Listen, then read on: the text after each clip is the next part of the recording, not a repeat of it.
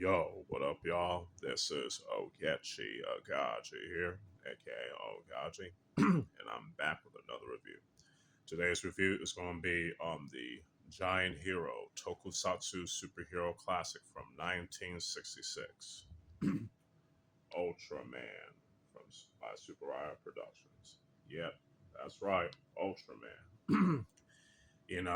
I can't wait to talk about this particular series right here. So let's get on to the plot synopsis. Excuse me. Ultraman, a giant alien from the land of light in Nebula M78, enters Earth's atmosphere in pursuit of an escaped space monster. In the skies above Japan, he accidentally crashes into a jet VTOL piloted by Hayata, a member of the Science Special Search Party, SSSP, the International Research and Defense Agency that protects the world from monsters and aliens of all shapes and sizes. To save Hayato, Ultraman merges his life force with a dying human and vows to stay and fight for peace on Earth. Now, whenever the patrol faces a threat too great for them to handle, Hayato transforms into Ultraman to save the day. Excuse me. Yeah, I like I said, like Ultraman. I love Ultraman. I really dig Ultraman. My first exposure to Ultraman would have to be is two things. One is the Americanized version. Well, it's not necessarily an Ultraman series. It's actually, but it's still created by Super Eye Productions. It's Gridman, the Hyper Agent, brought to America as Superhuman Samurai Cyber Squad, and there was also Ultraman Tiga. That was my Ultraman Tiga was my first real exposure to Ultraman. Well, well, then again, the four kids dub version of it. But yeah, I like the series. Now, the story and the characters in this particular series is the characters are pretty good. You know what I'm saying? Now, yeah, this show is an episodic, but it does have some pretty good story arcs. You know what I'm saying? And I like how the characters interact with each other, especially with the case of like Shin with Hayata and Ultraman in the first episode. You know what I'm saying? I thought it was pretty cool. And I also like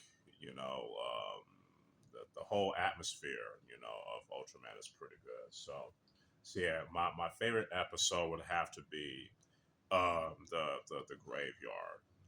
And it talks about how about a lot of the monsters that Ultraman has faced throughout the series thus far, and it's a pretty good story. It talks about all the moral dilemma and things of that nature, which is pretty cool. You know what I'm saying? So to me, story and characters, in my opinion, gets a 4.5 out of 5. Now let's talk about the action and the special effects. Sure. Now some might think it'd be dated by today's standards, but to me, I thought it was pretty good for the time that it was made. You know what I'm saying? What really intrigued me more about the fight choreography in this particular show is that it's basically a mixture of judo, classical Japanese jujutsu, and pro wrestling, which I think is pretty awesome. You know what I mean? So, and I also like the and let's talk about the special effects on top of that too. The special effects for the time they were pretty cool. You know what I'm saying? Again, this might be considered cheesy by today's standards, but to me, it's pretty dope, especially with Ultraman's, signature special moves, especially. I think it's pretty cool. You know what I'm saying? So I give the action as well as the special effects, of a 3.5 out of 5. Let's talk about the cinematography and the music. The cinematography and the music are also pretty good in this, especially the opening thing. Yeah, it's pretty catchy as hell.